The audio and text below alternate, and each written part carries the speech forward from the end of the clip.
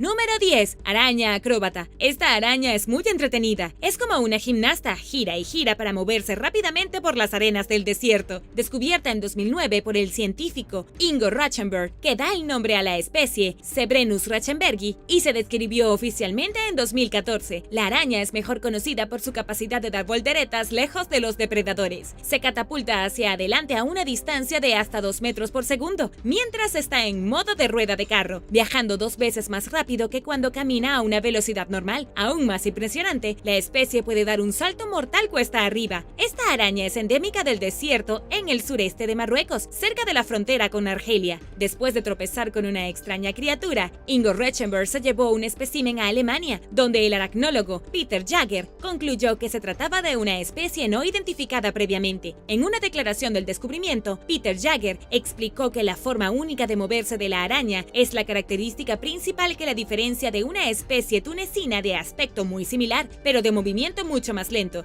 llamada Sebrenus villosus. La criatura nocturna excava torres en forma de tubo en la arena, que se mantienen unidas por los hilos de seda. El Dr. Ratchenberg se inspiró tanto en esta araña que creó un robot llamado Tabot. Puede caminar y dar volteretas, lo que le ayuda a cruzar terrenos accidentados, por lo que podría ser un estilo de movimiento útil para los robots que se utilizan para explorar el fondo del mar o incluso Marte. Número 9. Araña de embudo australiana. De más de 40 especies conocidas de arañas embudo, la araña australiana es conocida como la más letal porque está involucrada en la mayoría de las muertes humanas. Originaria de las zonas urbanas y los bosques del este de Australia, la criatura no duda en mostrar sus poderosos colmillos, que son capaces de atravesar uñas y zapatos. También realiza con entusiasmo otras demostraciones agresivas en el momento en que se siente amenazada, incluida la marcha hacia atrás sobre sus patas traseras. Si bien estas arañas rara vez se enfrentan a los humanos y lo hacen solo cuando se sienten desafiadas o acorraladas, a menudo se encuentran cerca de las personas. Los machos a veces deambulan buscando pareja y caen en piscinas, donde pueden sobrevivir durante mucho tiempo. También deambulan por los jardines y hogares de las personas y quedarán atrapadas hasta que alguien las encuentre. ¡Sorpresa! Estas arañas no persiguen a los humanos, pero responderán a uno cuando se enfrenten, incluso si el encuentro no es intencional o tal vez con buenas intenciones, como intentar atraparla para solo sacarla afuera. Ella no sabe la diferencia. La picadura de esta araña puede ser fatal. De hecho, su veneno es más potente para los humanos que el de cualquier otra especie de araña y puede matar a un humano en unos 15 minutos. Afortunadamente, no todas las mordeduras son venenosas para empezar, y en 1981 se desarrolló un antiveneno, seguido de un esfuerzo concertado para mejorar las técnicas de primeros auxilios. Una mordedura debe tratarse como venenosa por si acaso, y debe ejercer presión sobre la mordedura y tratar de no moverse demasiado, al igual que con una mordedura de serpiente. Por lo general, a estas arañas les gusta esconderse debajo de las rocas y troncos, donde pueden mantenerse frescas y húmedas. Crearán una madriguera con una entrada de seda para que puedan sentir las vibraciones de su presa, y luego se lanzarán y la agarrarán. También pueden ser bastante grandes. Una, llamada cariñosamente Big Boy, alcanzó los 10 centímetros de largo. Número 8. Bangira kiplingi. Esta es una especie de araña saltadora que vive en América Latina, y su nombre claramente fue inspirado por el libro de la selva. Su característica distintiva de aproximadamente 40.000 especies de arañas conocidas es su dieta principalmente herbívora. Si bien se parece a otras arañas saltadoras en lo que respecta a sus grandes ojos y su capacidad para saltar, esta araña no es un depredador, lo que la hace increíblemente única, y no solo entre las arañas saltadoras, sino también entre las arañas en general. La mayoría de las arañas son carnívoras y evitan la vegetación, y, por lo general, solo comen follaje sin querer, según National Geographic. Encontrar una especie que prefiera una dieta herbívora no es nada menos que notable. La araña adquiere alimento aprovechando una asociación poco probable entre hormigas y árboles de acacia. Las hormigas actúan como guardaespaldas de los árboles que, a su vez, brindan refugio a los insectos en forma de espinas huecas, así como nutrición a través de nódulos que brotan de las hojas. Las arañas arrebatan los nutrientes, quitando la comida de las hormigas y masticando el banquete. El investigador Christopher Meehan pasó 7 años observando a la araña herbívora, que notó que casi siempre se encuentra en árboles de acacia con población de hormigas. Estos nódulos comprenden aproximadamente el 90% de la dieta de la araña en México y alrededor del 60% de su dieta en Costa Rica. De vez en cuando, esta araña se alimenta de larvas de hormigas, moscas o miembros de su especie. Sin embargo, en términos generales, la araña opta por una dieta basada en plantas. Además de tratar de entender por qué la araña prefiere una comida herbívora, los científicos siguen sorprendidos con otro gran misterio: cómo la araña ingiere los cuerpos beltianos altamente fibrosos que tanto ama, que la mayoría de las arañas son incapaces de digerir. Y ahora el número 7. Pero primero, si eres nuevo por aquí, asegúrate de suscribirte y hacer clic en la campanilla de notificaciones, así no te perderás los próximos videos. Número 7. Araña viuda negra. El término viuda negra incluye varias especies que portan un rasgo común importante: un veneno extremadamente tóxico. Las arañas viudas negras provienen del género Latrodectus, que abarca viudas negras, viudas marrones y otras especies similares. Se encuentran en regiones templadas de todo el mundo. Estas criaturas nocturnas de 1.27 centímetros de largo se identifican fácilmente por su marca brillante en forma de reloj de arena en su abdomen. Con una mordedura hasta 15 veces más poderosa que la de una serpiente cascabel, estas arañas son capaces de infligir a sus víctimas un veneno que ataca el sistema nervioso, provocando síntomas como dolor intenso, dolores musculares, náuseas, vómitos y parálisis del diafragma, lo que hace que te cueste respirar, según National Geographic. Los niños, junto con los ancianos y enfermos, corren mayor riesgo de morir por la mordedura de una viuda negra. La mayoría de las víctimas sobreviven y sufren pocos daños, así que son buenas noticias. Las arañas viudas negras no son agresivas por naturaleza, están a la defensiva, lo que significa que responderán a una amenaza percibida mordiendo. Desafortunadamente, los humanos a veces son mordidos después de sentarse accidentalmente o cruzarse sin querer con una de ellas. Dada la potencia del veneno de la viuda negra, no es sorprendente que WebMD y otros sitios web médicos aconsejen buscar atención médica por mordeduras y llevar a los niños y otras víctimas especialmente vulnerables a la sala de emergencias. Número 6. Araña de cola de escorpión. Endémica de Australia, la araña de cola de escorpión es una pequeña tejedora de orbes que mide solo 16 milímetros de largo, lo que significa que es posible que debas observarla de cerca para notar qué tiene de especial. Las hembras adultas tienen un apéndice largo y delgado similar al de un escorpión, unido a la punta de su abdomen. Esta cola flexible es útil por su capacidad de arquearse sobre el trasero del espécimen, disfrazándose como un escorpión enojado y manteniendo a raya a los depredadores potenciales. Los machos, que miden solo 2 milímetros de largo, y los jóvenes carecen de esta característica distintiva, pero no son menos inofensivos que las hembras que están equipadas con el apéndice único. De hecho, la cola es esencialmente una ilusión óptica destinada a intimidar solo con la mirada. Es inofensivo para los humanos y no puede picar. Además de su apariencia falsamente aterradora, la cola de la hembra sirve como camuflaje útil, haciendo que la criatura parezca una hoja muerta atrapada en una red. Número 5. Araña ermitaña parda. Se encuentra principalmente en todo el sur y centro de los Estados Unidos y se considera una de las arañas más venenosas del país, y también es la especie de araña parda más común. Es posible, pero extremadamente improbable, encontrarla fuera de su área de distribución típica, que consiste en la mayor parte del sureste y centro de los Estados Unidos. Estas arañas se identifican por la marca en forma de violín en la parte superior de su cabeza y el tórax, y los especímenes más antiguos tienen marcas más oscuras. Pero la mejor manera de determinar si una araña es una ermitaña parda es examinar sus 6 ojos, lo que la hace única en comparación con la mayoría de las otras arañas, que tienen 8 ojos. Sin embargo, podría ser un poco difícil. Creo que tienes que acercarte un poco para contar sus ojos, así que no creo que sea una buena idea. La especie también tiene un abdomen aterciopelado y uniformemente marrón. En caso de dudas, solo no la toques. Con solo 1 centímetro de largo y 0.5 centímetros de ancho, esta araña puede ser difícil de detectar en primer lugar, pero si te la encuentras, lo sabrás. Debido a que la picadura de la araña es venenosa, los Institutos Nacionales de Salud recomiendan buscar tratamiento de emergencia de inmediato. Si bien la especie generalmente solo ataca cuando está amenazada, es relativamente fácil para una persona molestar involuntariamente a una de ellas, especialmente a una que se meta en tu ropa o en tu ropa de cama. Las reacciones de las mordeduras varían, y la gran mayoría de las víctimas se curan sin dejar cicatrices y sin necesidad de atención médica. Otros a veces sufren de una lesión volcánica, donde el tejido dañado se vuelve necrótico o gangrenoso, dejando una herida abierta que puede crecer tan grande como la mano de alguien. Cuando se trata de mordeduras graves, la recuperación puede llevar 8 semanas o más. Número 4. Arañas Dolomedes. Es probable que las hayas encontrado cerca del agua si vives a lo largo de la costa este de los Estados Unidos. Fuera de América del Norte, estas criaturas también se pueden encontrar en Europa, Australia y Nueva Zelanda. Hay más de 100 especies de arañas pertenecientes al género Dolomedes. Casi todas son semiacuáticas y solo 8 especies son comunes en los Estados Unidos. Son más grandes que muchas de las arañas diminutas que estamos acostumbrados a encontrar en nuestra vida cotidiana y se alimentan principalmente de renacuajos, insectos pequeños y otros invertebrados, con algunas especies que incluso comen peces pequeños. La característica más fascinante de las arañas es su capacidad de caminar sobre el agua. Las arañas cazan permaneciendo pacientemente en la orilla del agua hasta que detectan la onda de la presa potencial, momento en que correrán por el agua e inyectarán su veneno en el objetivo. Además de los impresionantes talentos de la araña para caminar sobre el agua, estas criaturas también pueden trepar eficientemente bajo el agua, a menudo buceando hasta 18 centímetros debajo de la superficie para atrapar a una presa. Ambas capacidades son posibles gracias a los pelos aterciopelados cortos, hidrófobos o no humedecidos de la criatura. Por feroces que parezcan, estas oportunistas arañas están lejos de ser invencibles. Las arañas son presas de pájaros y serpientes, y las arañas más jóvenes a veces incluso son víctimas de libélulas, que son cazadoras muy voraces.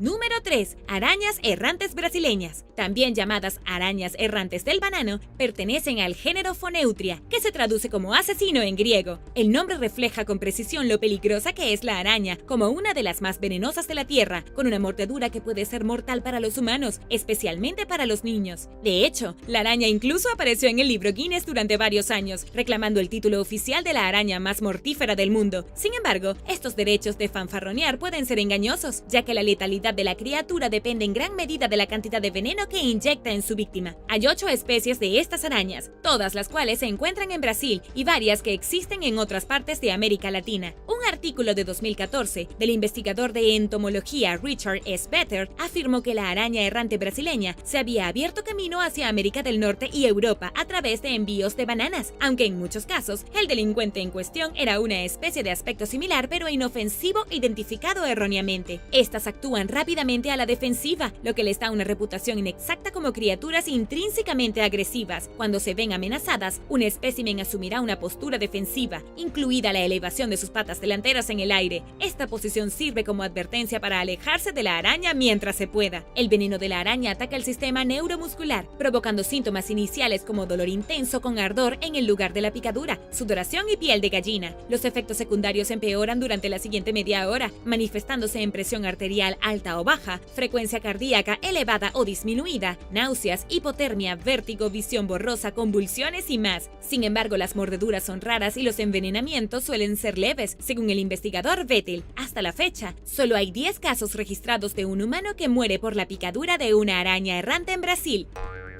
Número 2. Cítodes. Estas existen en todo el mundo, y los especímenes del norte de Europa generalmente se encuentran en las casas, y los del sur de Europa a menudo aparecen debajo de las piedras, fuera de las casas de las personas. Capturan a sus presas disparando seda empapada de veneno a su objetivo, al dispararse desde los colmillos del animal, en un patrón en zigzag a una velocidad máxima de 100 km por hora. Las corrientes de seda no solo son venenosas, sino que también están cubiertas con un pegamento natural extremadamente pegajoso. Las presas esencialmente se vuelven indefensas una vez que son golpeadas por las fibras cubiertas de pegamento, encogiéndose y atrapándolas en su lugar. El siguiente paso de la araña es administrar una mordedura letal y venenosa a su desafortunada víctima, y finalmente sacar a la criatura de su miseria después de un gran sufrimiento. Hay más de 250 especies de cítodes, siendo la especie más ampliamente conocida la Cítodes thoracica, una araña nocturna que se encuentra comúnmente y que prefiere las temperaturas cálidas. Esta pequeña criatura solo mide de 3 a 6 milímetros de largo y, a diferencia de la mayoría de las especies de arañas, tiene 6 ojos en lugar de 8. Número 1. Ciclocosmia. Descrita por primera vez en 1871 por el naturista austriaco Anton Ausserer, la ciclocosmia es un género de arañas que consta de 4 especies, que son conocidas por tener un abdomen distintivo en forma de disco truncado. Para algunos, el abdomen parece una moneda, un sello o incluso una galleta Oreo. Esta parte del cuerpo única es una característica evolutiva que ayuda a la araña a evadir a los depredadores al ingresar a su madriguera de cabeza, lo que hace que el disco abdominal encaje perfectamente con las paredes de su hogar, creando una una trampilla falsa e impenetrable. La araña camufla su trampa, lo que le permite saltar y atrapar presas cómodamente. El camuflaje en forma de trampa de la araña es tan efectivo que los investigadores tienen dificultades para detectarla en la naturaleza. Quizás esto explica por qué la comunidad científica sabe tan poco de ellas. De cualquier manera, las especies de Cyclocosmia se consideran entre las arañas más raras y antiguas del mundo. Muchas personas parecen pensar que son venenosas para los humanos, pero definitivamente este no es el caso. Las arañas Cyclocosmia tardan bastante en alcanzar la madurez sexual, pero también viven vidas notablemente largas. En abril de 2018, la araña más longeva del mundo, una araña conocida simplemente como número 16, falleció en Australia a los 43 años. Pasó toda la vida dentro de su madriguera, la que nunca abandonó ni una sola vez, especialmente a medida que maduraba y crecía, lo que dificultaba la perspectiva de reubicación. La longevidad de la criatura, junto con el uso frugal de los recursos, es un tema de fascinación entre los científicos, quienes creen que los humanos pueden ganar una lección o dos sobre la vida sostenible de las arañas Cyclocosmia. Videos de ovnis de la Marina.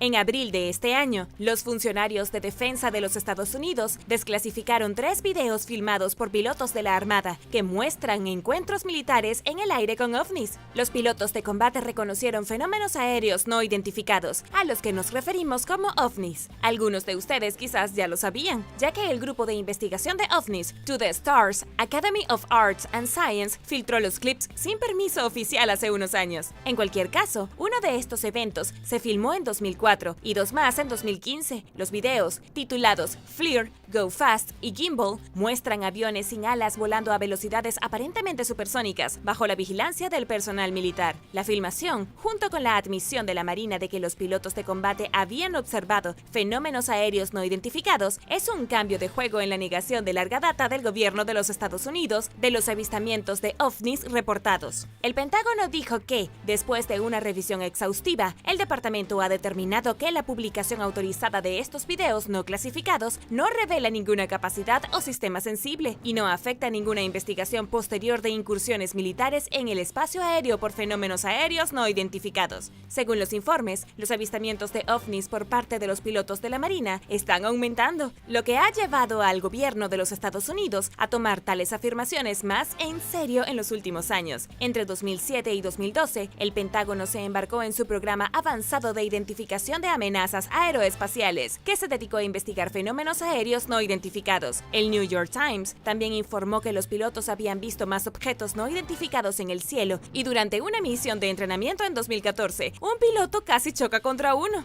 Si bien programas como este marcan el progreso en la investigación del gobierno sobre ovnis, es probable que estén sucediendo muchas más cosas de las que no sabemos. Los fenómenos aéreos todavía se consideran no identificados. Número 9. Documentos de Chernóbil. El desastre de Chernóbil de 1986 es ampliamente considerado el peor desastre nuclear jamás ocurrido, causado por la explosión de un reactor nuclear en la planta de energía en Pripyat, Ucrania. Provocó una liberación radioactiva en el medio ambiente. Unas docenas de personas murieron como resultado directo del accidente, mientras que miles más languidecieron durante semanas, meses o más por los efectos del envenenamiento por radiación. Mientras tanto, decenas de miles de residentes en Pripyat y sus alrededores fueron evacuados apresuradamente de sus hogares, lo que obligó a unas 350,000 personas en total a dejar todo atrás, y muchos nunca se les permitirá regresar. El impacto del desastre sigue siendo evidente hoy, más de 34 años después, y afectará a muchas generaciones futuras a medida que los niveles de radiación continúan proliferando en toda la región, impidiendo que los antiguos residentes regresen a sus hogares. En junio de 2020, el gobierno ucraniano desclasificó 229 documentos soviéticos previamente secretos sobre el desastre. Publicado en un libro por el Servicio Secreto de Ucrania, los registros detallan accidentes, interrupciones de emergencia y errores de construcción que ocurrieron en la planta entre 1971 y cuando ocurrió el desastre. Los documentos muestran que ocurrieron numerosos accidentes menores en Chernóbil antes de la explosión mortal en 1986 y que el gobierno soviético ocultó estos hechos. También se incluyen entre los registros las transcripciones de conversaciones telefónicas de la noche del accidente, una una copia del primer mensaje sobre el desastre, detalles de la investigación inicial y la orden de construir un sarcófago o caparazón de concreto y acero sobre el sitio para contener la radiación lo mejor posible. Un incendio forestal que estalló en abril en medio del clima inusualmente seco provocó que los niveles de radiación ya peligrosos aumentaran. Una cosa que permanece clara sobre el desastre de Chernóbil es que su legado continuará mucho más allá de nuestra vida y las personas y sus efectos requerirán una supervisión constante e indefinida.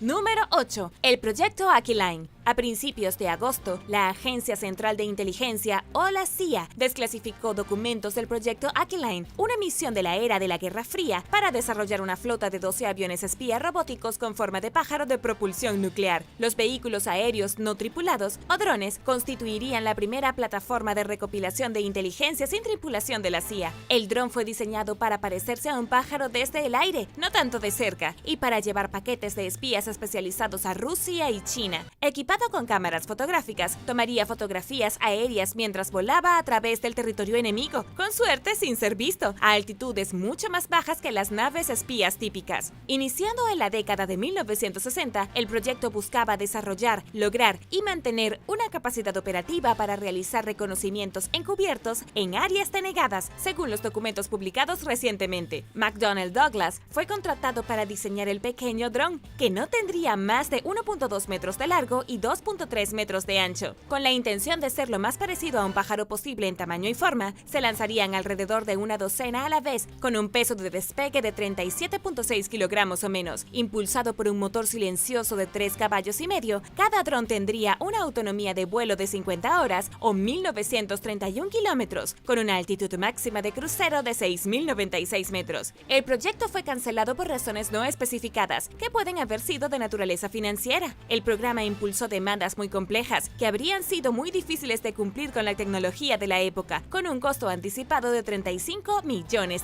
para llevar las pruebas operativas al siguiente nivel, después de que 3 de los 5 prototipos fueran destruidos durante los vuelos iniciales del proyecto. Y ahora el número 7. Pero primero asegúrate de suscribirte y presionar la campanilla de notificaciones si aún no lo has hecho, así no te perderás los próximos videos. Número 7. OVNIs en Escocia. La Agencia Central de Inteligencia de los Estados Unidos publicó documentos recientemente desclasificados que informan sobre un incidente misterioso en Escocia. En 1957, el radar rastreó un OVNI que se zambulló y dio vueltas entre 4.267 y 18.288 metros de altura. Según Whig Commander W.P. Whitworth, que tenía su base en Escocia en ese momento, el objeto definitivamente no era natural y no podía confundirse con un extraño accidente. Volaba en patrones muy distintos que solo podía resultar de alguna forma de control inteligente. El documento de 186 páginas fue publicado por la CIA y menciona otros avistamientos de ovnis de todo el mundo. El informe termina con una declaración que dice que, basándose en la evidencia del informe, el Comité Nacional de Investigaciones sobre Fenómenos Aéreos ha concluido que los ovnis son reales y parecen estar controlados de manera inteligente. Sin embargo, al mismo tiempo, el expediente X dice que la evidencia no fue suficiente para sugerir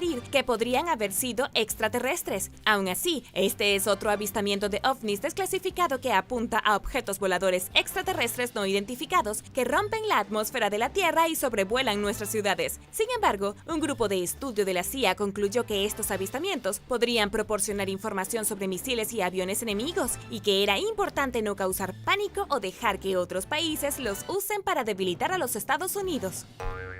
Número 6. Archivos de Osama Bin Laden. En un esfuerzo por demostrar transparencia y mejorar la comprensión del público en general sobre Al-Qaeda, a finales de 2017, la CIA lanzó un tesoro de 470.000 archivos obtenidos durante la redada de mayo de 2011 en el complejo de Osama Bin Laden en Abbottabad, en Pakistán. Autorizada por el director de la CIA, Mike Pompeo, fue la cuarta desclasificación de documentos relacionados con la redada, basándose en comunicados anteriores de la Oficina del Director de Inteligencia Nacional en 2015, 2016 y principios de 2017. Los materiales incluyen el diario personal de Bin Laden, archivos de audio e imágenes recopilados por Al-Qaeda para diversos fines, y más de 10.000 videos, incluidas películas caseras y propaganda terrorista. La evidencia ofrece una mirada de primera mano de las diferencias entre Al-Qaeda e ISIS, los desacuerdos entre Al-Qaeda y sus aliados, y los problemas que Al-Qaeda enfrentó tras la muerte de Bin Laden. En un comunicado en el que se anunciaba que los documentos se pondrían a disposición atención del público, Pompeo mencionó los planes de la CIA de continuar buscando oportunidades para compartir información con el pueblo estadounidense de acuerdo con nuestra obligación de proteger la seguridad nacional.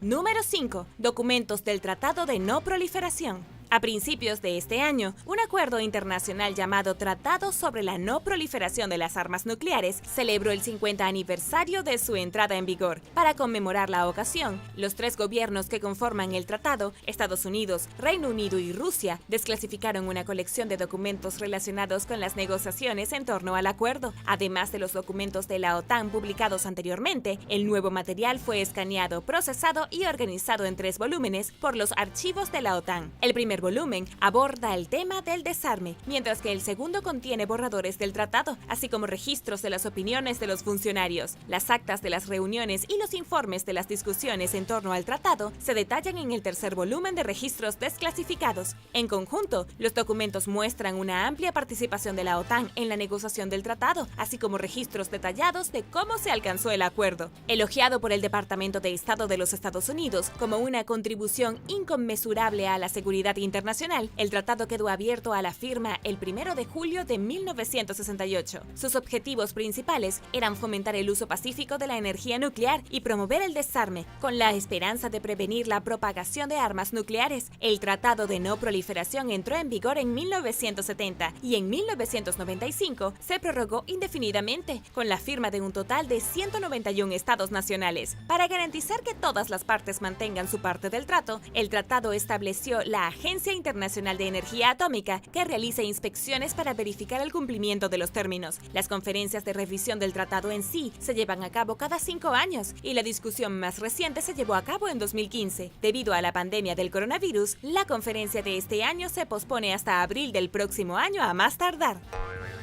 Número 4. Crossfire Hurricane. Inaugurada en 2016, fue una investigación del FBI sobre 4 asociados de la campaña de Trump que se sospechaba que estaban en connivencia con Rusia para interferir con las próximas elecciones presidenciales. Citado en el dossier Steele, un documento controvertido que alega que el asesor de campaña, Carter Page, era un personaje clave en una conspiración de cooperación bien desarrollada con Rusia. El FBI obtuvo órdenes para monitorear a Page bajo la Ley de Vigilancia de Inteligencia Extranjera y entrevistó a más de 100 testigos, incluidos ex altos funcionarios del gobierno. Crossfire Hurricane no logró establecer una conexión entre el personal de la campaña de Trump y los esfuerzos de interferencia electoral de Rusia, en medio de las acusaciones de que el FBI basó su investigación en información inadecuada y sesgo político. La oficina del inspector general revisó la investigación e identificó numerosas preocupaciones, incluido el incumplimiento de la agencia con las regulaciones de la FISA en sus intentos de monitorear a Page, pero el informe concluyó que el FBI tenía motivos adecuados para investigar y no tenía prejuicios políticos al hacerlo.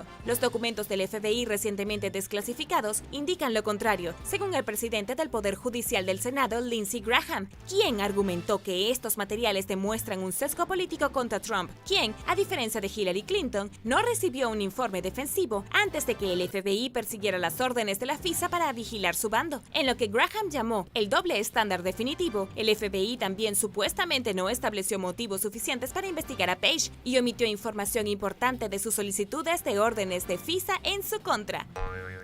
Número 3. Propaganda de la pandemia rusa. En un supuesto intento de influir en las próximas elecciones presidenciales de los Estados Unidos, los trabajadores de inteligencia rusos supuestamente están utilizando al menos 3 sitios web para difundir desinformación a los estadounidenses sobre la pandemia del coronavirus, según informes de inteligencia recientemente desclasificados. En mayo y junio, los sitios web administrados por la agencia de información InfoRus supuestamente publicaron al menos 150 artículos destinados a engañar a los lectores, con titulares como "La ayuda de Rusia contra el COVID-19 a Estados Unidos avanza en favor de la distensión", que implica engañosamente que Rusia está proporcionando ayuda a los Estados Unidos en medio de la crisis actual del COVID-19. Otra historia se tituló "Beijing cree que el COVID-19 es un arma biológica". Otros artículos sugieren que Estados Unidos está tratando de imponer una nueva especie de orden mundial, llamando a la pandemia del coronavirus un experimento en la manipulación del mundo. Hablando con la prensa bajo condiciones de anonimato, anonimato, los funcionarios estadounidenses dieron a conocer la noticia del plan con la esperanza de concientizar al público y evitar una repetición de las elecciones de 2016, en las que los votantes estadounidenses fueron supuestamente fuertemente influenciados por trolls rusos o bots. Si bien aún no ha sucedido esta vez, además de insertar con fuerza sus afirmaciones no deseadas sobre el COVID-19 en la mente de la población, estos supuestos trolls también pueden imitar su comportamiento antes de la última elección presidencial al tratar de impulsar aún más una brecha racial ya presente entre los estadounidenses.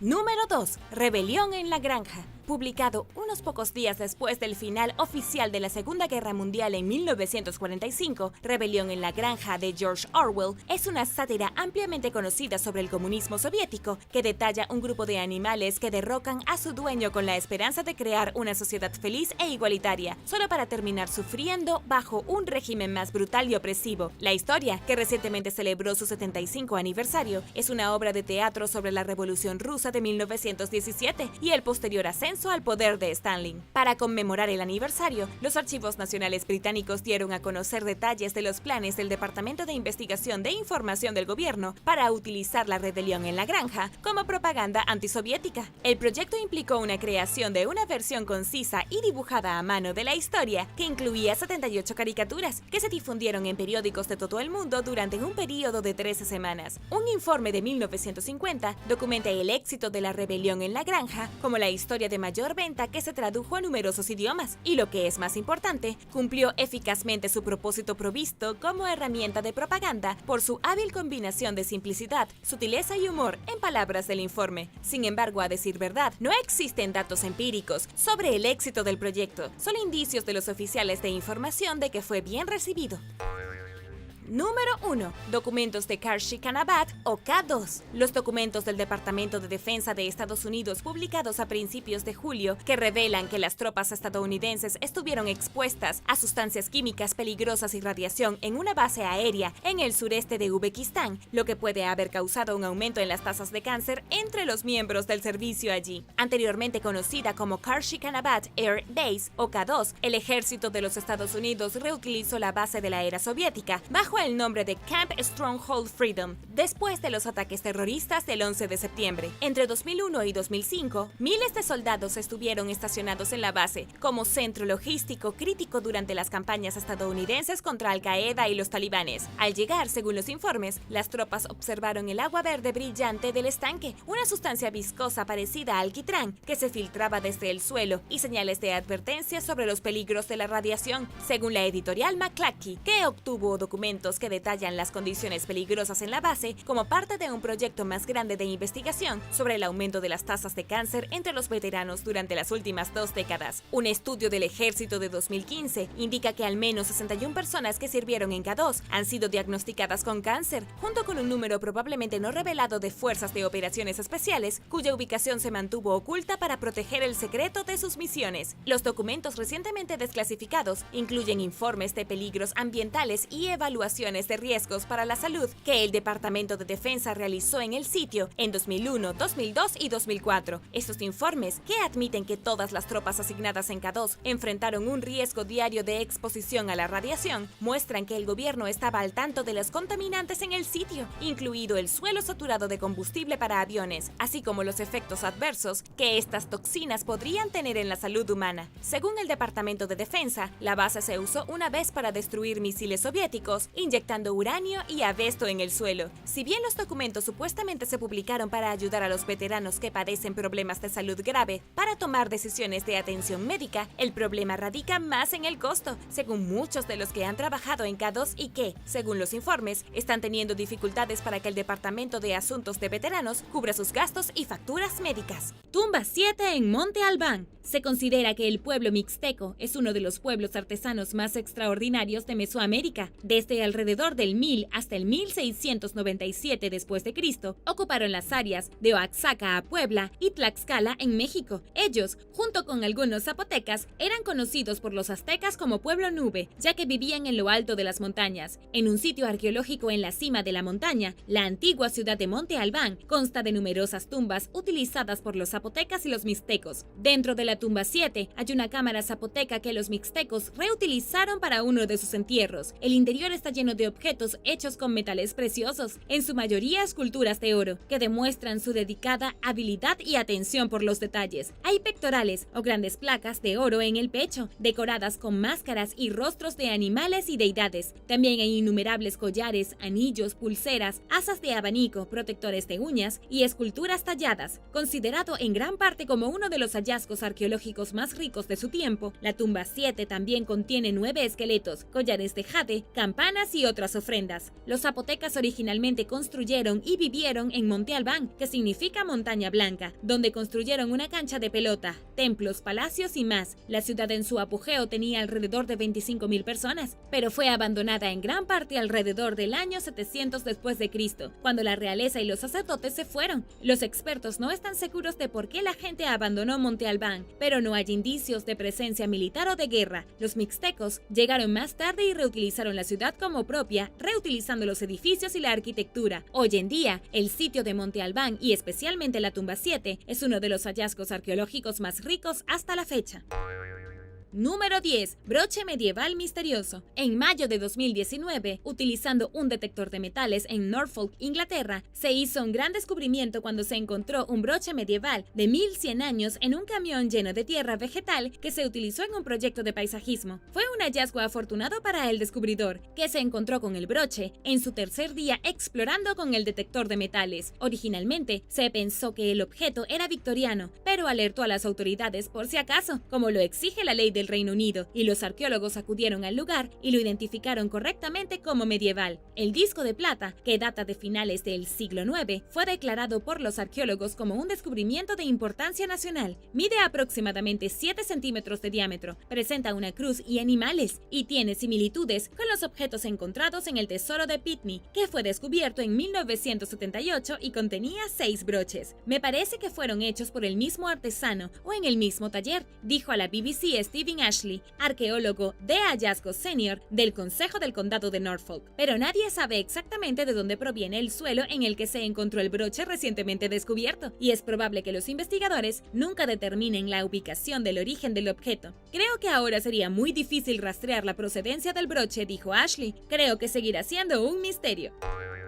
Número 9. Cementerio de naufragios romanos. El descubrimiento recientemente anunciado de un cementerio de barcos en el Mediterráneo, que los arqueólogos detectaron usando un sonar en 2009, está arrojando luz sobre el mundo romano de hace 2000 años. Hay 5 barcos comerciales que componen el cementerio en el lecho marino, cerca de la isla italiana de Ventotene, a 100 metros debajo de la superficie del agua. Esto los convierte en algunos de los barcos más profundos jamás descubiertos en el Mediterráneo. Todos están en perfectas condiciones, a pesar de que datan del siglo I a.C.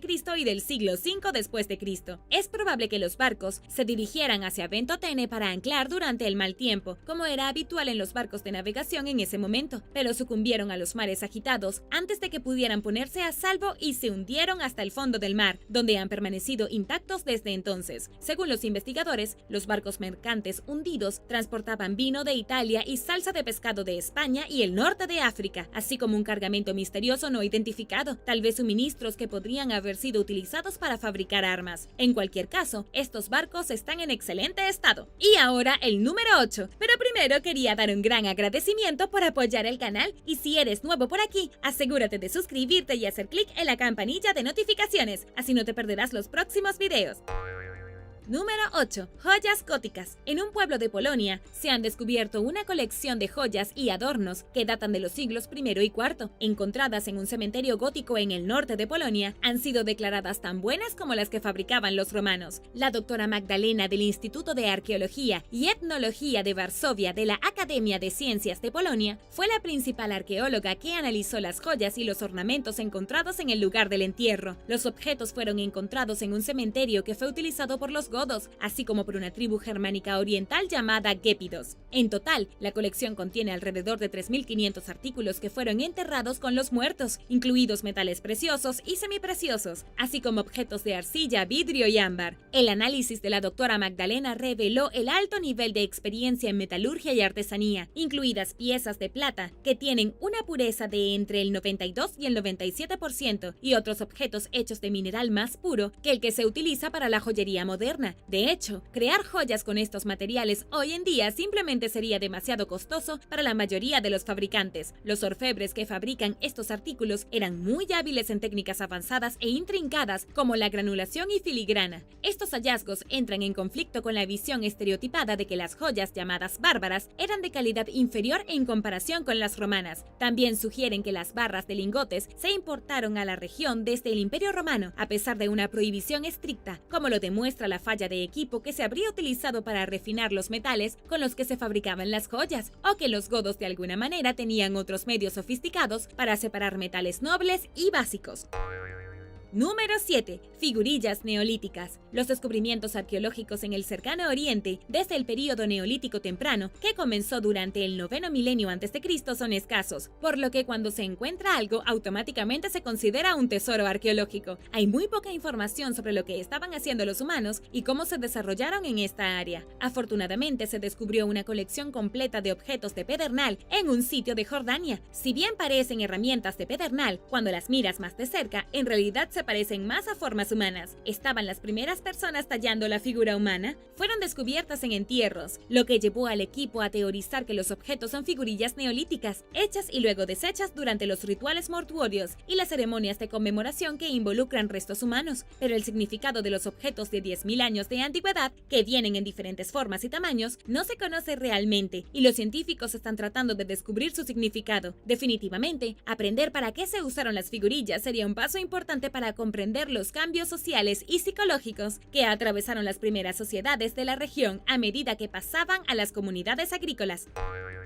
Número 6. Tumbas reales de la Edad de Bronce. A finales de 2019, un equipo de arqueólogos estadounidenses de la Universidad de Cincinnati, que trabajaban en el sur del Peloponeso en Grecia, cerca de la antigua ciudad de Pilos, anunció el descubrimiento de 2 tumbas reales de la Edad de Bronce de 3.500 años llenas de tesoros cerca de un palacio de la era micénica. Entre los hallazgos se incluyeron artículos de amatista y ámbar, así como un anillo de oro con una imagen grabada de un toro rodeado de grano y un colgante de oro con la imagen de una diosa egipcia que protegía a los muertos. También se encontraron escamas de oro en las tumbas, lo que sugiere que los pisos alguna vez estuvieron cubiertos de pan de oro, según el New York Times. El equipo desenterró las tumbas en forma de cúpula en 2018, como parte de un proyecto de excavación de 2 años, y el proceso fue nada menos que agotador, requiriendo la remoción de alrededor de 40.000 piedras, según un comunicado del Ministerio de Cultura y Deportes de Grecia. Por más minuciosa que fuera la tarea, los escombros fueron beneficiosos para las tumbas porque las hacían inaccesibles para los ladrones. El descubrimiento ofrece información invaluable sobre las primeras fases de la civilización micénica, durante las cuales se originaron muchos de los mitos y leyendas de la antigua Grecia, incluida la historia de la guerra de Troya.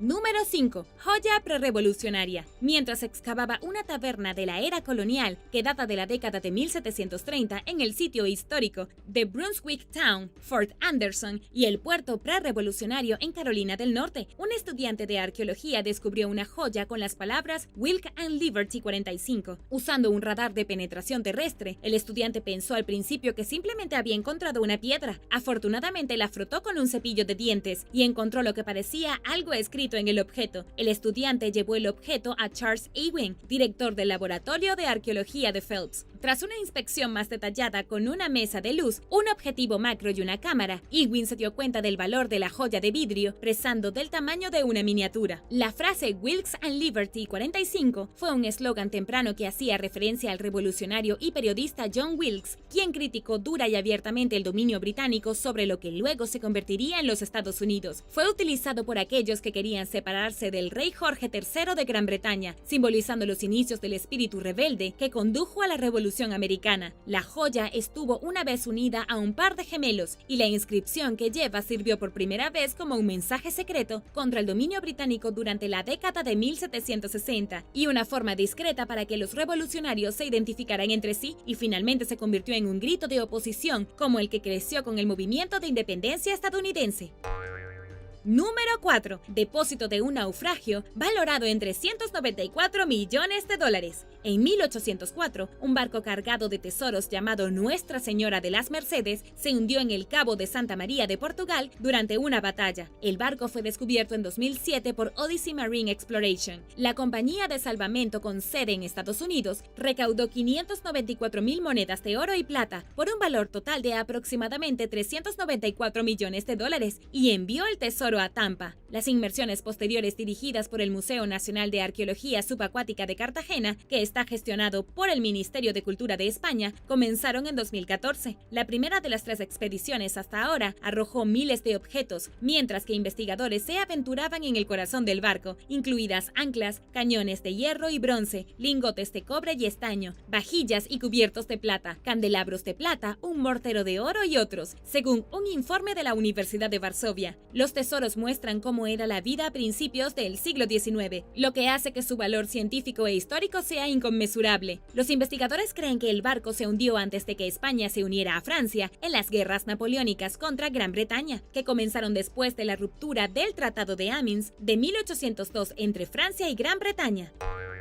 Número 3. Objetos vikingos raros. El cambio climático está revelando objetos previamente no descubiertos en muchas partes del mundo como glaciares, permafrost y otros hielos congelados que se derriten por primera vez en siglos o más. Uno de esos lugares es Noruega, donde los arqueólogos descubrieron el llamado tesoro escondido de objetos raros a principios de este año, a lo largo de un paso de montaña olvidado. El sinuoso camino del glaciar Lembring contiene cientos de objetos notablemente bien conservados que se remontan a la edad vikinga, la edad del hierro romana y la edad del bronce. Los hallazgos, que se detallan en la revista Antiquity, incluyen ropa, telas, zapatos, herraduras, herramientas, equipo de montar, un bastón, huesos de animales y estiércol, todos ofreciendo valiosos destellos de la vida cotidiana de la región durante el pasado, así como los desafíos y la necesidad de viajar por la montaña. Encontrados entre 1600 y 1920 metros sobre el nivel del mar, los objetos del glaciar que desaparecieron y el sendero que estuvo oculto durante mucho tiempo por donde se encuentran dispersos, aparecieron por primera vez en 2011. Los elementos, que se descubrieron entre entonces y 2015, permanecieron bien conservados a pesar del tiempo enterrados en el hielo y gracias al clima seco y helado de la región. La datación por carbono muestra que el sendero se usó continuamente entre 300 y 1500 después de Cristo y que alcanzó su punto máximo durante la era vikinga, alrededor del 1000 después de Cristo. Los viajeros probablemente abandonaron objetos usados y no deseados, así como animales muertos, a lo largo del sendero mientras avanzaban con el duro entorno. Probablemente se perdieron muchos artículos. Un misterio, según los arqueólogos, es porque la gente parecía tirar bienes perfectamente utilizables, incluida la ropa. Los expertos sugieren que el comportamiento irracional durante una hipotermia grave podría explicar esto. Los detalles de los descubrimientos más recientes en 2019 de los numerosos objetos del área, incluido un perro con correa, no se han descrito oficialmente.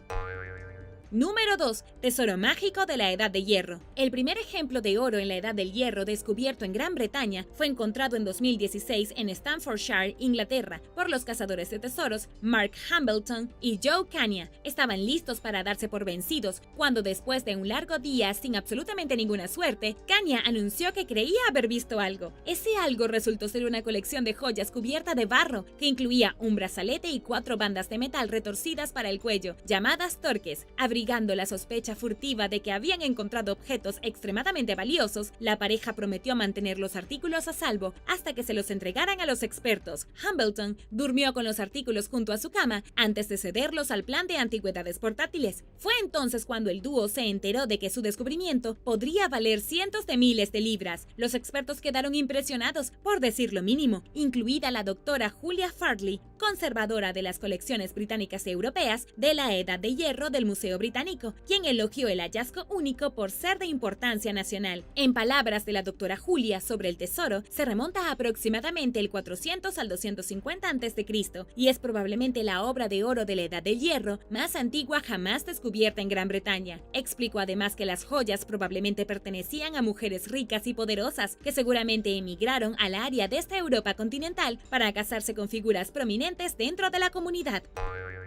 Número 1. Pinturas de 4000 años de antigüedad. Comenzando en 2001, en Tel el Burak, un sitio arqueológico en el sur del Líbano, un equipo de arqueólogos libaneses y alemanes de la Universidad Americana de Beirut y la Universidad de Tübingen descubrieron una serie de pinturas al fresco que se cree que son las más antiguas de la región mediterránea. La obra de arte bien conservada se encontró en un antiguo palacio y los descubrimientos más recientes tuvieron lugar en 2019. Las imágenes representan el árbol de la vida, un antiguo símbolo de fertilidad y crecimiento, así como una procesión y escenas de caza. Los investigadores señalaron que los murales son importantes porque muestran que las primeras técnicas de creación de frescos no solo se desarrollaron en Europa, sino en el cercano Oriente. Las imágenes se realizaron con azul egipcio, un pigmento que se remonta al 3000 a.C. Su uso es indicativo no solo de la posible edad de los murales, sino de los lazos comerciales que alguna vez existieron entre el antiguo Egipto y los habitantes de la región, que se cree que son los antepasados de los fenicios. Los murales, junto con el reciente descubrimiento del lagar fenicio más antiguo conocido, muestran que los expertos tienen un largo camino que recorrer en lo que respecta a comprender plenamente el pasado de la región y las personas que una vez la ocuparon. La primera carita sonriente del mundo. La primera carita sonriente del mundo acaba de exponerse en Turquía, en el Museo de Arqueología de Gaziantep. La carita sonriente que conocemos y amamos, en realidad, se remonta a 3700 años. Puedes pensar en él como el primer emoji de la historia. El rostro fue descubierto inscrito en una jarra antigua en la ciudad de Karkemis. Esta vieja y olvidada ciudad fue la capital de la misteriosa civilización hitita. Aparentemente, estaban haciendo caras sonrientes antes que nadie. El equipo de excavación fue dirigido por el profesor Niccolo Marchetti, quien estuvo en la ciudad durante 7 años buscando artefactos y tratando de obtener una mejor idea de quiénes eran los hititas. Los arqueólogos encontraron muchos artefactos interesantes a lo largo de los años, pero la cara sonriente fue, con mucho, la mejor. Pero, ¿por qué el emoji de la cara sonriente estaba inscrito en el costado de una jarra antigua en primer lugar? Eso sigue siendo un misterio para los arqueólogos. Probablemente nunca lo resolverán. En realidad, la jarra se encontró en fragmentos y tuvo que volver a ensamblarse, y los investigadores se sorprendieron cuando vieron los 2 puntos y el semicírculo que formaban la cara sonriente. Es el primero en la historia de la humanidad, pero nadie sabe qué pudo haber motivado al artista. Quizás alguien solo quería agregar algo de alegría al día de otra persona dibujándola con una sonrisa. Número 9. Los primeros artistas. ¿Quién fue el primer artista de la historia de la humanidad? Bueno, puede que te interese saber que las pinturas rupestres más antiguas del mundo fueron realizadas por mujeres, lo que convierte a las cavernícolas en las primeras artistas de la historia. Esta información proviene del nuevo análisis de una serie de huellas de manos antiguas. Hasta ahora, los investigadores han asumido que los artistas antiguos, que garabatearon imágenes en las paredes de las cuevas y los acantilados usando plantas trituradas y minerales para colorear, eran hombres. Sin embargo, esto demostró ser una hipótesis totalmente infundada literalmente en ninguna información, más que asumir que los artistas de las cavernas eran hombres. Dean Snow, de la Universidad Estatal de Pensilvania, trabajó con un equipo de arqueólogos para analizar plantillas de manos tomadas de 8 cuevas separadas encontradas en toda Europa. Al comparar la longitud de los dedos en las plantillas de las manos, Snow y su equipo descubrieron que 3/4 partes de ellos eran mujeres. El mismo Snow le dijo al Comité de Investigación y Exploración de la National Geographic Society que ha habido un sesgo masculino en el campo durante bastante tiempo. Simplemente asumes que son hombres cuando hablas en gran parte de la historia, pero ahora las cosas empiezan a tener sentido. Los hombres eran típicamente cazadores y físicamente más fuertes. Rastreaban, perseguían y mataban animales, desde bisontes hasta renos e incluso mamuts lanudos. Sin embargo, como siempre, hombres y mujeres han vivido juntos y las mujeres estaban tan preocupadas por la caza como los hombres, ya que esto era por el bien de la supervivencia de todos. Así que no es de extrañar que tanto ellos como ellas hicieran estos dibujos de cacerías y manos en las paredes de la cueva en apoyo y tal vez en oración. Número 8. La primera ciudad del Nuevo Mundo. La primera ciudad del Nuevo Mundo fue un lugar llamado Caral, ubicado en Perú actual. Hace 5000 años en las Américas, un gran centro urbano floreció como la capital del mundo antiguo. En su mejor momento, la ciudad de Caral tenía 61 hectáreas de pirámides, plazas extensas y suburbios residenciales. Era una metrópolis próspera que ya funcionaba como una sociedad compleja cuando los egipcios estaban construyendo sus propias pirámides.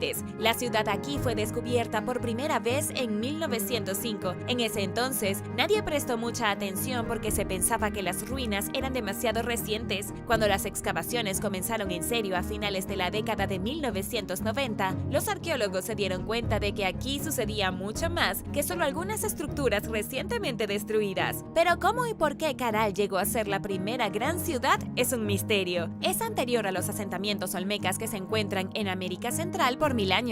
La arqueóloga Ruth Shady Solis de Perú ha estado tratando de entender por qué la gente se mudó de la costa más hospitalaria, donde la pesca era abundante, a lo que básicamente es el medio del desierto para formar la primera megaciudad. Ella cree que todo se reduce al comercio, basado en evidencia arqueológica de toda América del Sur, encontrada en la ciudad de Caral, como frutas exóticas de la selva, caracoles y semillas de otras partes de la región. Ruth Shady dice que la ciudad creció y prosperó gracias al comercio. La gente de Caral pudo enriquecerse, satisfacer sus necesidades, construir grandes estructuras y mantenerse durante miles de años al convertirse en el principal centro comercial de América del Sur. Número 7. La primera momia. La primera momia del mundo no se hizo donde crees. En cambio, el primer cadáver que se envolvió en vendajes y se conservó mediante el proceso de momificación provino de América del Sur, cerca de lo que hoy es la frontera entre el sur de Perú y el norte de Chile. Las personas que hicieron la primera momia se conocen como la cultura Chinchorro y se remonta a más de 7000 años. La momia más antigua jamás descubierta fue una persona que murió en el año 5050 a.C. Para dar una comparación aproximada, eso es 2000 años antes de la primera momia egipcia. Aún más sorprendente es que la gente de Chinchorro en realidad creó momias por accidente varios miles de años antes, simplemente enterrando a sus muertos en un ambiente muy seco en el desierto. Sus seres queridos muertos se convirtieron naturalmente en momias por sí mismos. Hace 9000 años, la gente de Chinchorro vivía en uno de los lugares más secos de la Tierra. Algunas áreas del desierto aquí no han visto la lluvia en más de 400 años. Pero ¿cómo se hizo la primera momia legítima? Es curiosamente similar a cómo los egipcios hacían sus momias. El primer paso es extraer los órganos. Se extraía el cerebro, el corazón y todas las partes que brotaban del interior del cuerpo. A continuación, se raspaba el cabello y la piel con una herramienta de piedra primitiva o a veces con un cuchillo hecho con un pico de pelícano. A continuación, quitarían los apéndices, a veces decapitando o desmembrando a la persona muerta y secando todas las extremidades antes de volver a coserlas. Luego el cuerpo se secaba utilizando el humo de las brasas del fuego. Por último, se rellenaban los restos secos con paja y plumas, se cubría la piel de arcilla, se pintaba el cuerpo de negro o rojo y luego se colocaba en el suelo para enterrarlo y conservarlo por toda la eternidad. Número 6. Primeras herramientas de hueso. Los arqueólogos han descubierto recientemente las primeras herramientas de hueso conocidas en Europa. Estas herramientas provienen del sitio arqueológico de Boxgrove en Sussex, en Inglaterra. Estos implementos antiguos se hicieron con los huesos de un caballo que fue sacrificado por humanos antiguos para obtener su carne. Los arqueólogos encontraron escamas de piedra apiladas alrededor del animal muerto, lo que sugiere que un grupo de unas 8 personas lo estaban cortando con cuchillos de pedernal. Los arqueólogos también encontraron evidencia de que otras personas habían estado presentes durante la talla, lo que les ha llevado a creer que el sacrificio del caballo era parte de una actividad grupal. Aquí se encontraron herramientas de piedra. Los arqueólogos descubrieron cientos de ellas, junto con muchos huesos de animales, todos con 500.000 años de antigüedad. Así es, estas herramientas tienen 500.000 de años, las más antiguas jamás encontradas en Europa. Fueron creadas por una raza de homínidos conocida como Homo heidelbergensis, que no solo son nuestros antepasados antiguos, sino que también los antepasados antiguos de nuestros otros antepasados antiguos, los neandertales. Según el Dr. Matthew Pope, arqueólogo a cargo de la excavación, el descubrimiento fue lo más cercano que hemos estado a presenciar las actividades cotidianas hechas por un grupo tan antiguo de humanos primitivos que trabajan juntos de una manera muy social. Además, los investigadores lograron reconstruir el tipo exacto de herramientas que se utilizaron. Las herramientas eran extremadamente básicas y estaban talladas en huesos de caballo, así como algunos cuchillos hechos de pedernal y algunos martillos hechos de piedra. Y ahora el número 5, pero primero es hora de un saludo. Quería darles un saludo a todos los que apoyan el canal, y si tú eres nuevo por aquí, también asegúrate de suscribirte y hacer clic en la campanilla de notificaciones, así no te perderás los próximos videos. Número 5. El primer fuego. En uno de los descubrimientos más impactantes de nuestro tiempo, los investigadores creen que finalmente encontraron el momento en que los humanos descubrieron cómo crear el fuego. Esta ha sido una pregunta candente durante miles de años. Los antropólogos han debatido cuándo y dónde los seres humanos descubrieron cómo crear fuego cada vez que querían. Este fue el momento decisivo que separó a nuestros ancestros del reino de las bestias, porque antes del fuego, los seres humanos eran básicamente personas realmente peludas que se escondían en la oscuridad y eran devoradas por leones. Para comprender el desarrollo del fuego, echemos un vistazo a cómo se produce el mismo. Hay 3 cosas importantes: el combustible, el oxígeno y la combustión. El mayor problema para los humanos antiguos habría sido la combustión. La única forma en que se habría iniciado un incendio en la Tierra eran con rayos o fenómenos meteorológicos, o quizás lava de un volcán. Entonces, ¿cómo los humanos llegaron a tal salto? El fuego más antiguo que sabemos que se creó de forma natural fue hace 420 millones de años, identificado por el carbón y las rocas, pero no fue hasta 345 millones de años durante el período carbonífero temprano que el primer incendio forestal devastó el mundo gracias a un alto nivel de oxígeno atmosférico. En Israel, dentro de la cueva Kesem, los arqueólogos encontraron la evidencia más temprana de humanos haciendo fuego. Este es el primer lugar en el mundo donde los arqueólogos han encontrado evidencia del uso repetido de fuego en un solo lugar. Encontraron evidencia de que se utilizó pedernal para iniciar un fuego en el mismo lugar una y otra vez, basándose en los restos de piedra y el suelo carbonizado que se remonta a 400.000 años atrás. Sin embargo, no sería hasta hace 40.000 años que los humanos de todo el mundo finalmente pudieron controlar el asunto. Número 4. La primera reina. Hace 4.500 años, una mujer llegó al poder y se convirtió en la primera reina documentada de la historia. Conocida como la reina Kubaba, está en la lista de reyes, una antigua crónica de los gobernantes de Mesopotamia, y se la conoce como rey, no como rey consorte, lo que significa que gobernó por derecho propio y no estaba simplemente casada con el rey. Junto a su nombre, el epíteto dice, la tabernera que hizo firmes los cimientos de Kish. Sumeria es la primera civilización conocida del mundo. Tenía muchos reyes poderosos. En la antigua ciudad mesopotámica de Kish, Kubaba elaboraba y vendía cerveza, pero ella no era solo una tabernera. En aquellos días, las personas que elaboraban y vendían cerveza eran muy respetadas y a veces incluso nobles. La cerveza era sagrada, se usaba en rituales y ceremonias. Puedes pensar en ella como una mujer exitosa de negocios que ascendió de rango para apoderarse del trono por sí misma. Según un texto antiguo, Kubaba inició una campaña para alimentar a los hombres con pan y agua, y a cambio debían hacer ofrenda a sus dioses. El dios principal, Marduk, lo apreció y le sonrió, convirtiéndola en reina. El pan y el agua se usaba para hacer cerveza en aquellos tiempos, que era un regalo de los dioses. La tableta dice que gobernó durante 100 años, aunque es difícil saber cuándo gobernó con certeza. 1000 años después, fue honrada como una diosa por los hititas, y su legado sobrevivió a la caída de Sumeria y los hititas. Los historiadores creen que más tarde se transformó en la diosa greco-romana Cibeles, madre de los dioses, honrada durante miles de años más. Número 3. La primera cerveza. Desafortunadamente, es un poco complicado saber quién elaboró la primera cerveza. Los historiadores dicen que las primeras bebidas fermentadas aparecieron junto con el desarrollo de la agricultura hace unos 12.000 años. En el momento en que las civilizaciones comenzaron a asentarse y labrar la tierra, produciendo cultivos como arroz y cebada, accidentalmente tropezaron con el proceso de fermentación. Esto resultó en la elaboración de cerveza. Echemos un vistazo a la primera bebida alcohólica conocida por los científicos. En realidad proviene de China, de hace 9.000 años. Los arqueólogos descubrieron un brebaje elaborado con miel, frutas y arroz que resultó ser un tipo de vino muy antiguo. Sin embargo, la gente definitivamente estaba bebiendo alcohol antes que eso. El problema es encontrar pruebas contundentes. La primera prueba sólida de producción de cerveza en el mundo antiguo se remonta a los sumerios, hace unos 5.000 años. Recuerda que la tabernera Kubaba se convirtió en reina. Los arqueólogos descubrieron vasijas de cerámica del año 3400 a.C. que aún estaban pegajosas con restos de cerveza. Básicamente, la cerveza ha existido durante tanto tiempo como la civilización misma.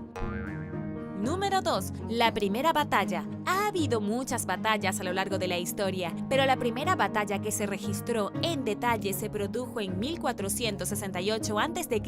Antes de esto, indudablemente hubo escaramuzas y guerras. Esta no fue la primera que la gente peleó hasta la muerte, pero fue la primera batalla que podemos ver con claridad histórica porque fue transcrita con sorprendente detalle. Esta fue la batalla de Megiddo, que se inició después de la muerte de la legendaria reina Hatshepsut. Luego de su muerte, el faraón Tutmosis III subió al trono y los reyes enojados de Megiddo se rebelaron. Los reyes reunieron el ejército más grande que se haya visto en la faz del planeta hasta ese momento, aproximadamente 20.000 hombres y 1.000 caballos de guerra, pero estaban luchando contra el faraón de Egipto, y eso no era una tarea fácil. El faraón reunió un ejército similar, incluidos nubios, egipcios y especialistas con el nuevo arco compuesto. Marcharon por el camino hacia Megiddo y derrotaron a las fuerzas opuestas. El faraón y su ejército obtuvieron una victoria tan definitiva al principio que si hubieran apresurado el ataque y hubieran tomado la ciudad, habrían aniquilado fácilmente a los reyes rebeldes y se hubieran apoderado del territorio. Sin embargo, en lugar de agilizar el ataque, los soldados dejaron de luchar para saquear todos los cadáveres en el campamento rebelde. Al final, Tutmosis III salió victorioso de todos modos. Les enseñó a los rebeldes una valiosa lección de no meterse con Egipto, pero si sus soldados se hubieran portado bien y no hubieran estado obsesionados con robar a los muertos, podrían haber tomado la ciudad y expandir el imperio egipcio. Es una especie de oportunidad perdida.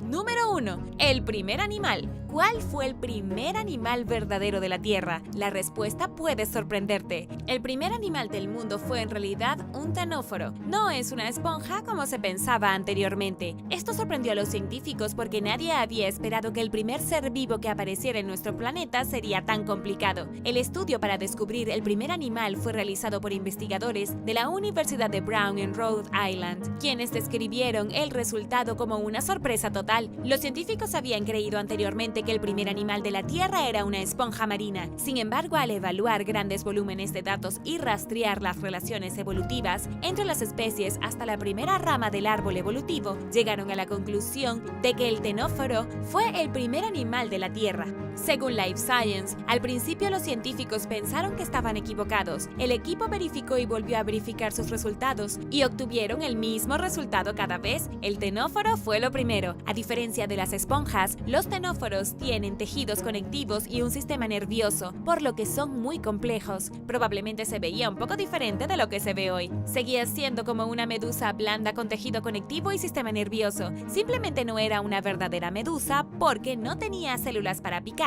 o el cuerpo tradicional en forma de campana. Los científicos no saben exactamente cuánto tiempo ha existido el tenóforo, pero saben que se remonta a al menos 500 millones de años. Gracias por ver el video. ¿Cuál fue tu historia favorita? Déjame saberlo abajo en los comentarios. Y no olvides darle me gusta al video. Asegúrate de suscribirte antes de irte y nos vemos la próxima vez.